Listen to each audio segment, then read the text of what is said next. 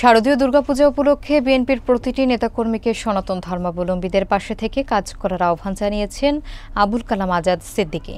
তিনি বলেন, সনাতন সম্প্রদায়ের মানুষ যেন নির্বিঘ্নে ও আনন্দঘন পরিবেশে তাদের ধর্মীয় অনুষ্ঠান পালন করতে পারে, সেজন্য সর্বাত্মক ব্যবস্থা গ্রহণ করা হয়েছে। ধর্মীয় উৎসবে কোনো ধরনের বিঘ্ন ঘটুক বিএনপি নেতা তা কখনোই চান না। তিনি আরও উল্লেখ করেন, মানুষের ধর্মীয় অধিকার রক্ষা করা বিএনপির অঙ্গীকার। কারণ বিএনপি সবসময় জনগণের দল। পূজা মণ্ডপ পরিদর্শনে গিয়ে সাবেক এমপি আবুল কালাম আজাদ সিদ্দিকী এসব কথা বলেন। বিস্তারিত থাকছে ইফতেখার আহমেদের প্রতিবেদনে।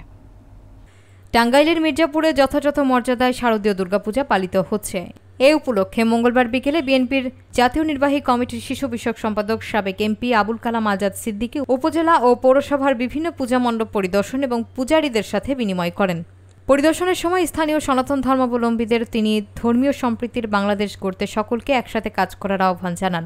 স্থানীয় পূজা উদযাপন কমিটির নেতারা এ সময় তাকে স্বাগত জানান এবং বিভিন্ন সমস্যার কথা তুলে ধরেন। তিনি শান্তিপূর্ণভাবে উৎসব পালনের জন্য আহ্বান জানান এবং সব ধরনের সহযোগিতার আশ্বাস দেন।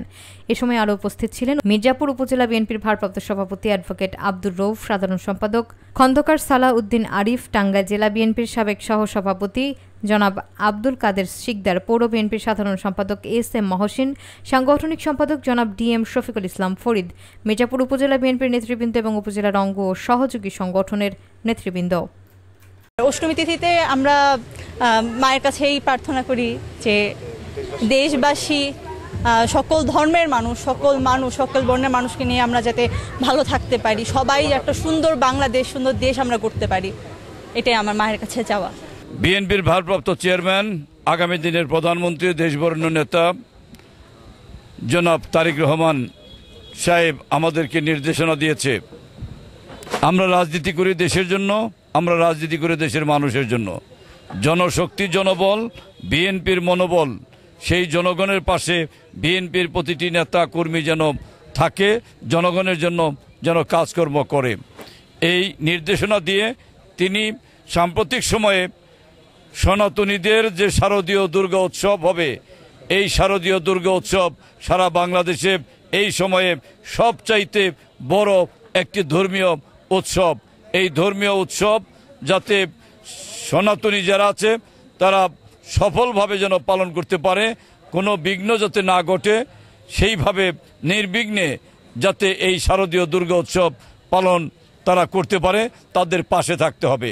তারা বাংলাদেশের নাগরিক, তারা তাদের ধর্ম, তাদের কর্ম তারা যাতে যথাযথভাবে পালন করতে পারে, এই জন্য বিএনপি নেতা কর্মীদের প্রতি নির্দেশনা।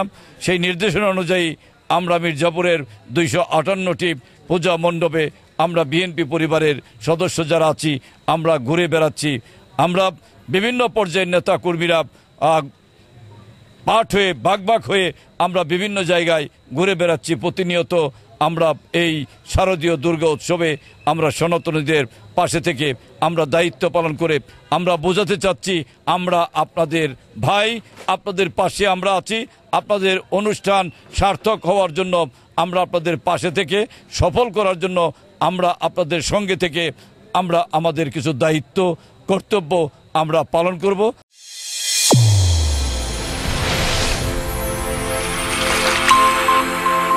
চ্যানেল A1 হৃদয়ের স্পন্দন।